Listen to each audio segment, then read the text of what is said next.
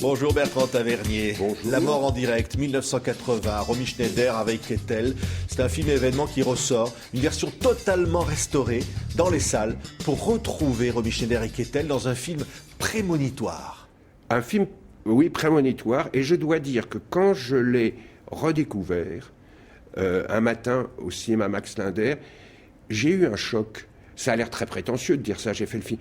Mais ce film, il était loin pour moi. Depuis des années, je le voyais dans des copies, quand je l'apercevais dans des copies tronquées, où on ne respectait pas le format scope, ou alors en salle dans des copies qui s'étaient usées, s'étaient affadies, les couleurs s'étaient estompées. Et là, tout d'un coup, je retrouvais l'extraordinaire beauté de la photo de Pierre William Glenn, des paysages d'Écosse, ce visage magnifique de Romy, et du coup j'ai été très très fier du film. J'étais très fier de sa beauté et de ce qu'il disait. Je trouve que en 80, j'étais assez lucide. Non, j'ai envie de m'envoyer un satisfecit parce que ce que dit le film sur les médias, sur dans la dictature du voyeurisme, surtout sur cet audiovisuel où, comme le dit à un moment Romy à Harry Dean Stanton, haut acteur formidable, dit pour vous, à la télévision, tout est important et rien ne compte. Et on est à l'heure actuelle confronté avec des images où tout est important et rien ne compte. Et ça, c'était quelque chose contre lequel je m'insurgeais dans le film. Et vraiment, j'ai été très ému de le redécouvrir. On voit des images ici. C'est Romy Schneider, regardez. Oui. Avec son fils. Qui travaillait comme troisième, quatrième assistant sur le film, qui était... Oh, je l'adorais, David. Et c'est elle qui avait voulu le serrer dans ses bras, dans ce plan. Vous disiez, voilà, ça me touche même de revoir Romy, puis Harvey. Et quand là, c'était, on n'a pas entendu, c'était le fils de Romy Schneider, oui, vraiment dans le film. Oui, c'était David. Ouais. C'était David et Romy avait voulu qu'il soit dans cette petite scène et je l'avais filmé et pendant très longtemps j'ai eu du mal à revoir le film parce que je pensais à ce qui lui était arrivé, à sa mort et je pensais à tous ces jours merveilleux qu'il a passés avec nous, avec l'équipe, qui l'adorait. On l'aimait tellement, David. Ouais. Un an après, il y aura le drame, et 2 ans plus tard, Romy disparaîtra à son tour. Oui, oui, il y a tout ça un peu qui est contenu dans le film. Ça a été le travail avec Romy, ça a été quelque chose de formidable pour moi. Elle m'a appris beaucoup de choses. C'était plus qu'un film pour elle. C'était autre chose. Il y a les paparazzi, il y a le voyeurisme, vous en parliez, Bertrand Tavernier.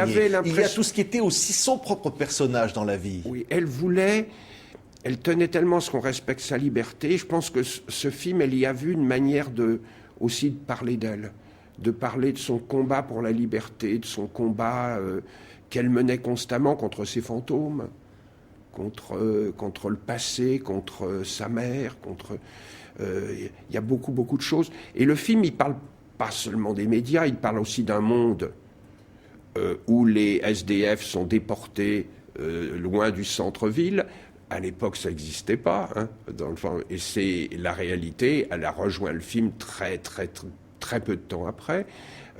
On parle dans le film des professeurs qui peuvent être remplacés par des ordinateurs dans les classes. On parle de beaucoup de choses qui sont devenues très réelles. C'est plus un film de science-fiction. Hein. Regardez, face à face, Harvey Keitel et Romy Schneider. Did you tell them? Police? They'd be out here one day. You broke some contract. It's a good apple.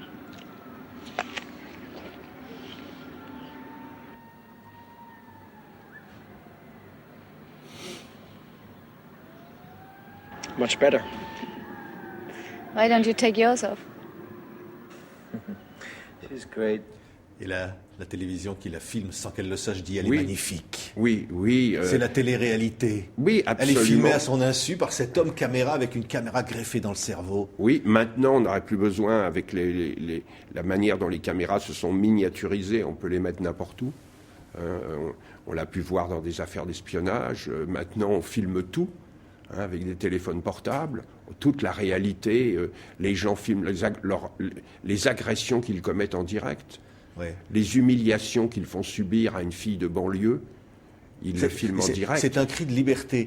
Le personnage de Romy Schneider dit « Je veux mourir libre ». Oui. Elle oui. veut fuir, elle se déguise, elle veut fuir la caméra. Elle veut fuir les images, elle veut fuir un destin qui est tracé d'avance par les médias, oui.